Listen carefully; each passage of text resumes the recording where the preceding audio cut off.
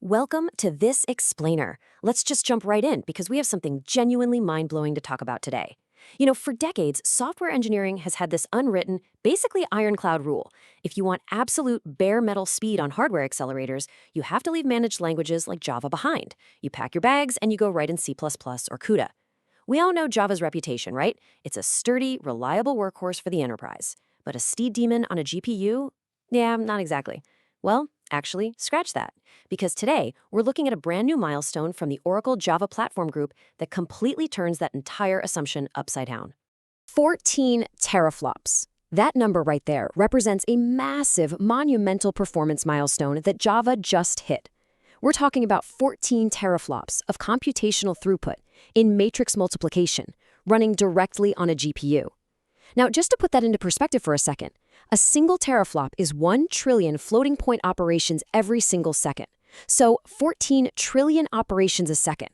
We're talking about taking standard, everyday Java code and pushing it to hardware speeds that honestly, most developers thought were flat out impossible without completely rewriting their apps from the ground up in native code. So you really gotta wonder, how exactly is Java doing this? How is it competing toe-to-toe with native CUDA on GPUs? How do you take a language that practically lives inside a virtual machine and somehow teach it to speak directly to the massively parallel architecture of a modern graphics card? Well, it turns out it requires fundamentally rethinking how Java actually understands its own code. Section 1. Java's GPU acceleration problem. Okay, so really appreciate this breakthrough. We have to look at the history here. Java's famous server mantra, you know it, write once, run everywhere, it's brilliant for the cloud, but it completely breaks down when you try to target GPUs. Historically, hardware accelerators have been strictly off limits. If you wanted GPU power, you had to essentially abandon Java for that specific heavy lifting task, drop down into a native library, and then manually bridge the gap. Suddenly, you aren't just writing Java anymore, you're managing two entirely different coding worlds, which is a massive headache. Section 2, Core Reflection and Babylon. Enter the heroes of our story, Project Babylon, and its secret weapon, Core Reflection. Core Reflection is the foundational breakthrough here. Instead of just blindly crunching code down into bytecode for the JVM to run, Core Reflection creates this highly structured, symbolic representation called a code model. Think of it like handing the compiler a beautifully detailed architectural blueprint of your Java logic. It maps out every single math equation, every loop, and every data load, completely symbolically. And the way developers use this is incredibly simple. Just by adding a simple @reflect annotation, developers make this blueprint highly malleable. Because this code model is basically an abstract syntax tree, you are no longer forced to execute it sequentially on the CPU. You can analyze it, you can swap things out, fuse loops together, and here's the real magic trick, you can translate it directly into a domain-specific language that a GPU natively understands. Section 3. Under the hat. Now, having a blueprint is fantastic, but you need an engine to actually build the thing, right? Let's look at the execution pipeline. First, the Java code identifies the parallel workloads. Then, it gets passed over to the HAT engine. That stands for Heterogeneous Accelerator Toolkit. This engine is basically the brains of the whole operation. It transforms the code and heavily orchestrates the data, making sure only the exact necessary bits are sent over to the GPU. Finally, step 3, it hands this transformed code over to the specific GPU vendor's driver to compile the final native binary. And HAT isn't just about chucking a single isolated task over the wall, which, frankly, usually leaves a ton of performance on the table. No, HAT offers a massive suite of tools.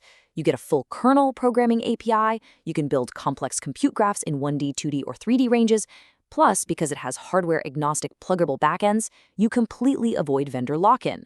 You could target NVIDIA CUDA, Apple Silicon's OpenCL, or, just fall back to standard Java for easy debugging. It's incredibly flexible. But maybe the coolest part of HAT is how it handles memory, which is usually the ultimate enemy of speed and high-performance computing. A GPU has massive, but, while relatively slow, global memory, and then it has a tiny, ultra-fast scratchpad called shared memory. HAT introduces these mappable interfaces, which means developers can now explicitly dictate exactly where their data lives in that hierarchy.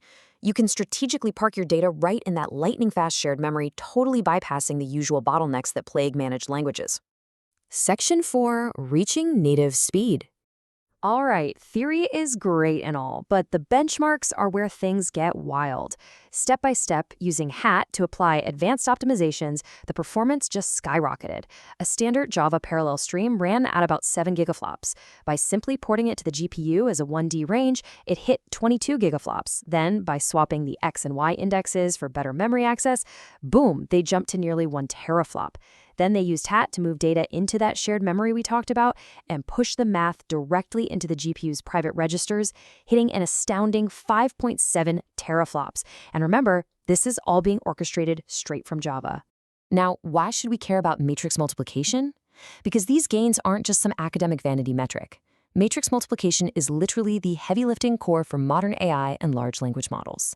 By proving that Java can manipulate its own code to perform at this blistering level, Oracle is positioning the language to be a massive, serious player in the modern AI ecosystem. Which brings us to the ultimate climax of this whole endeavor. Java on a GPU leapfrogging from a baseline of 7 gigaflops on the CPU all the way up to a jaw-dropping 14 teraflops.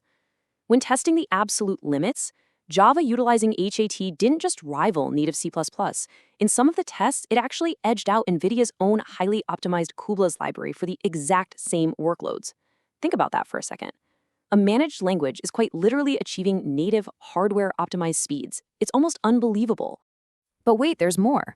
If raw matrix math wasn't enough, HAT also demonstrated massive real-world gains on actual LLM algorithms. They went ahead and tested flash attention, which is a highly critical optimization for AI memory. End-to-end, and yes, that includes all the data transfer overhead, the Java GPU version using HAT ran 60 times faster than sequential Java. And it did this by generating complex, highly optimized code completely seamlessly in the background. So I'm going to leave you with this thought to ponder. This 14 teraflop milestone fundamentally redefines what's actually possible for high-performance computing in Java. We are entering an era where millions of enterprise developers can tap directly into the sheer, unadulterated power of GPUs without ever leaving their preferred language. So if Java can hit 14 teraflops today, what is the future of AI inside the Java ecosystem going to look like tomorrow?